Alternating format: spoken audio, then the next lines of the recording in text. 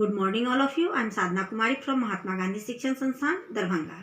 वर्ग चतुर्थ, विषय संस्कृत। बच्चों, आज मैं आपका चैप्टर 20 जिसका कि शीर्षक है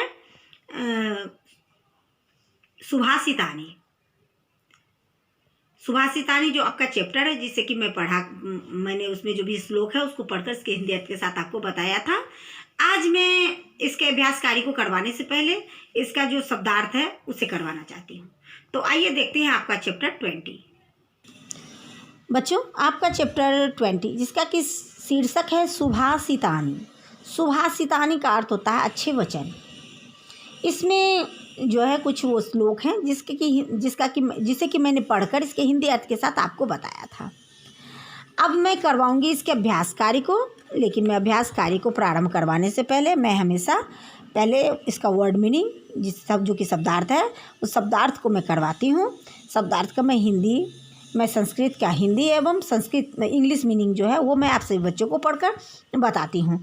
आप सभी बच्चे भी ध्यानपूर्वक मैं जो भी स्पेलिंग बताऊँगी, जो भी वर्ड मीनिंग बताऊँगी, इसे तीनों ही भाषाओं में यानी संस्कृत से उसका हिंदी एवं उसका फिर इंग्लिश में जो मीनिंग होगा वो अवश्य अपनी कॉपी में लिखकर याद कीजिएगा। वर्ड मीनिंग को याद करने से क्या होता है, आपको अपने चैप्टर को समझने में बहुत ही सुविधा होती है। तो आइए मैं अपनी कॉपी में जो इसका वर्ड मीनिंग मैंने लिखा है संस्कृत शब्द का, मैंने हिंदी एवं इंग्लिश तीनों भाषाओं में मैंने इसके मीनिंग को लिखा है, तो मैं उसे पढ़कर आप लोगों को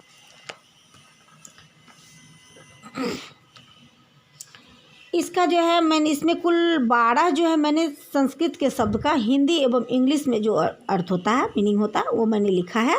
तो आइए मैं बारी बारी से सभी शब्द को पढ़ूंगी। पहले संस्कृत का शब्द पढ़ूंगी, फिर उसके हिंदी के अर्थ को पढ़ूंगी, फिर उसके इंग्लिश में जो मीनिंग है उसे पढ़ूंगी। तो पहला जो इसका शब्द है संस्कृत का वो है विद्वत्वम। विद्वत्वम का हिंदी अर्थ होता है विद्वता और इंग्लिश में उसे कहते हैं इंटेलेक्ट। दूसरा शब्द है तुल्यम। तुल्यम का हिंदी अर्थ होता है तुलना, अंग्रेजी में उसे कहते हैं कंपैरिजन। तीसरा शब्द है प्रज्ञा। प्रज्ञा का हिंदी अर्थ होता है बुद्धि, जिसे इंग्लिश में कहते हैं इंटेलिजेंट। दर्पणम। दर्पणम का हिंदी अर्थ होता है शीशा और इसे इंग्लिश में कहते हैं मिरर। शीलस्य। शीलस्य का हिंदी अर्थ होता है नम्रता के और इंग्लिश में उसे कहते हैं ऑफ ह्यूमिलिटी। छठा शब्द है नित्यम।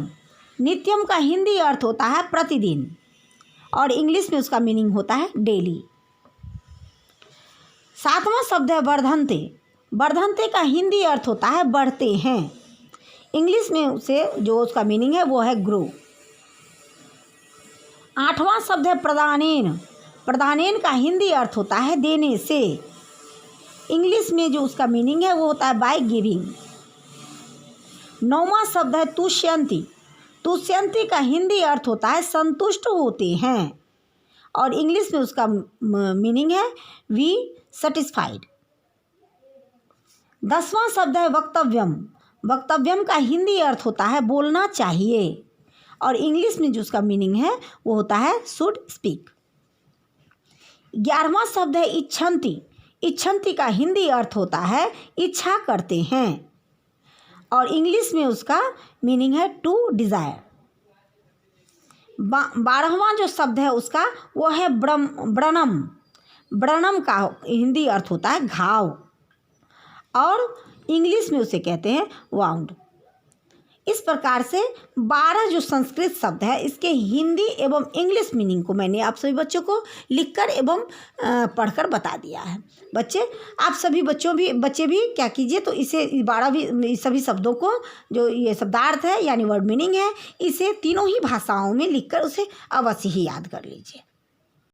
बच्चे, आप सबों को मैंने आज जो है ये आपके चैप्टर 20 से शब्दार्थ में जो 12 संस्कृत शब्द का हिंदी एवं इंग्लिश मीनिंग को लिखकर मैंने बताया है। आप सभी बच्चे भी अपनी कॉपी में इसे लिखकर अवश्य याद कर लेंगे।